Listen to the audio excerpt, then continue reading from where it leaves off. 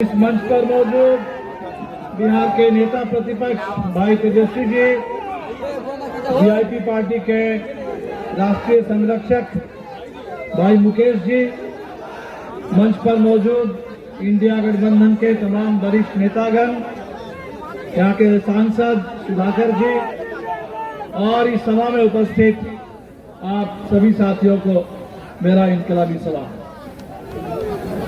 अभी उपचुनाव है, लेकिन इस उपचुनाव का महत्व आम चुनाव जैसा ही है। ये उपचुनाव इसलिए हो रहा है क्योंकि लोकसभा में आपने जो फैसला सुनाया, आपने रामगढ़ के विधायक को सांसद बनाकर आपने दिल्ली में भेज दिया। तो ये जो वैकेंसी बनी, ये वैकेंसी आप लोगों के द्वारा ही क्रिएट की गई है और इसीलिए इसको फिर से पूरा करने का उसकी जिम्मेदारी भी आप ही लोगों के ऊपर है। और जो लोकसभा चुनाव में आपने इशारा कर दिया था, चाहे ये रामगढ़ हो, अभी हम लोग इमामगंज में सभा करके आए हैं, इमामगंज हो, इसके बाद हम लोग जाएंगे तरारी में, तरारी या बेलागंज, ये सभी सीटें अगर आप लोकसभा चुनाव को देखें तो इन सभी विधानसभाओं में इंडिया गठबंधन की भारी जीत हुई थी और इसीलिए आपको 13 तारीख को फिर एक बार इस पर मुहर लगाना है, इसको कंफर्म करना है। साथियों, कहने के लिए ये लोग कहते हैं कि डबल इंजन की सरकार है, लेकिन पूरा बिहार देख रहा है कि डबल इंजन का मतलब बिहार के ऊपर डबल हमला है, बिहार के साथ डबल विश्वासघात है। अभी बीच में कुछ समय के लिए नीतीश जी हमारे साथ आए थे और नीतीश जी जिस समय हम लोगों के साथ आए थे, आप सबने देखा कि बिहार के लिए एक दिशा तय होने लगी थी। उसी समय यहाँ जाति की गिनती हुई और उस गिनती के बाद पूरे बिहार विधानसभा से 65% आरक्षण का फैसला हुआ। लेकिन आज नीतीश जी और मोदी जी दोनों झूठ बोल रहे हैं, कह रहे हैं कि आरक्षण तो हम लोग कैसे लागू करेंगे क्योंकि हाईकोर्ट ने रोक दिया है। बस आपको तो एक ही काम करना है, दिल्ली में जैसे यहाँ विधानसभा से पारित हुआ, संसद से उसको पारित करा के उसको संविधान के 9वीं अनुसूची में डालना है ताकि बिहार का ये 65% आरक्षण का फॉर्मूला लागू हो सके। लेकिन ये झूठ बोलने वाले लोग इस काम को नहीं कर रहे हैं। सामाजिक आर्थिक सर्वेक्षण हुआ, बिहार की महागरीबी उजागर हो गई तो नीतीश जी ने कहा कि बिहार के 95 लाख गरीब परिवारों को 2-2 लाख रुपए की हम आर्थिक मदद करेंगे। अभी 1 साल हो गया और 1 साल में अभी तक 95 लाख तो दूर की बात, 1 लाख परिवार को भी आर्थिक मदद नहीं मिली और वो भी जो भी मदद मिली है वो 2 लाख रुपए की नहीं, चंद हजार रुपए पहले किस्त के रूप में।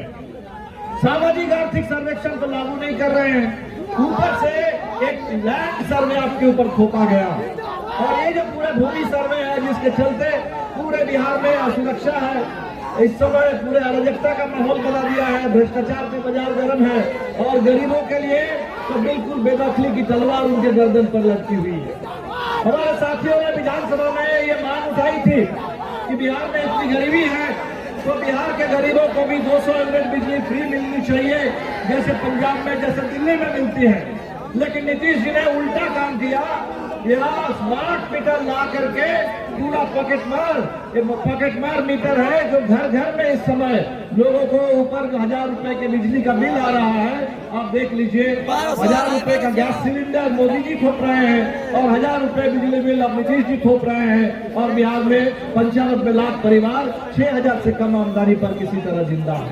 तो साथियों, ये जो चुनाव है, बिहार के साथ जो विश्वासघात हुआ, पैकेज की बात करते थे, कभी किसी समय में नीतीश जी कहते थे विशेष राज्य का दर्जा, अब वो मांग छोड़ दिए हैं, कह रहे हैं विशेष पैकेज। और विशेष पैकेज के नाम पर जो बजट सेशन में हमें मिला वो विशेष पैकेज नहीं, वो बिहार के साथ विशेष धोखा है, विशेष विश्वासघात है। कोई हवाई अड्डा बनेगा, कहीं कोई सड़क अगर चौड़ी हो जाएगी, उससे बिहार के नौजवानों को रोजगार मिलने वाला नहीं है। तो हमें तो बिहार में रोजगार चाहिए, हमें बिहार में किसानों के लिए खेत में पानी चाहिए, बिहार के और पूरे देश के किसानों के लिए फसल की सही कीमत चाहिए।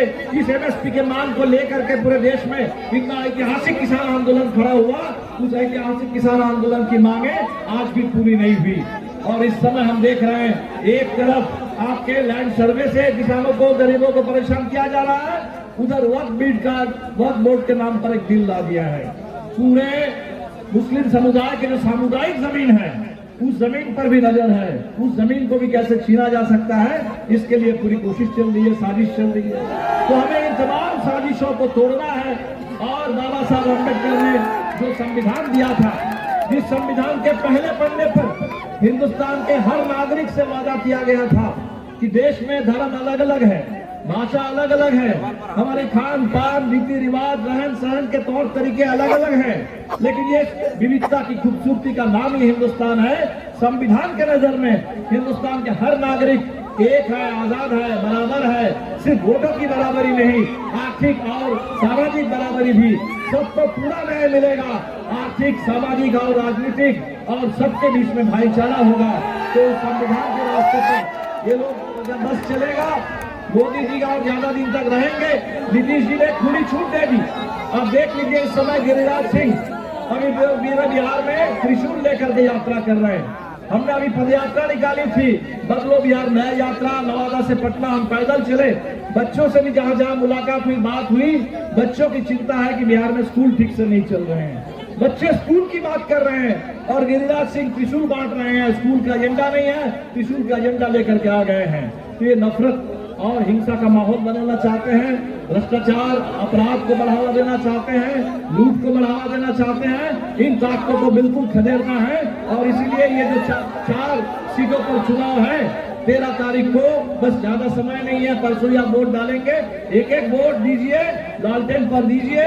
और इससे ये तो झांकी है, 2025 बाकी है।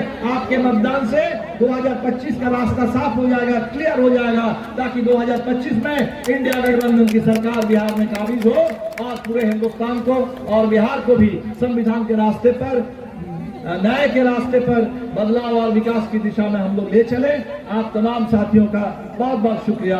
इनकलाब जिंदाबाद, इंडिया गठबंधन जिंदाबाद।